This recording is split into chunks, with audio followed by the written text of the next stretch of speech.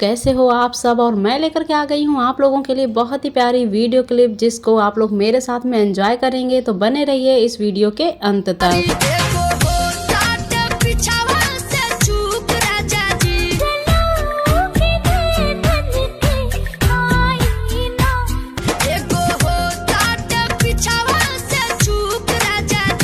Friends, कैसी लगी आप लोगों को आज की ये वीडियो? क्या आप लोग इसी तरह की और भी वीडियोस देखना चाहते हैं?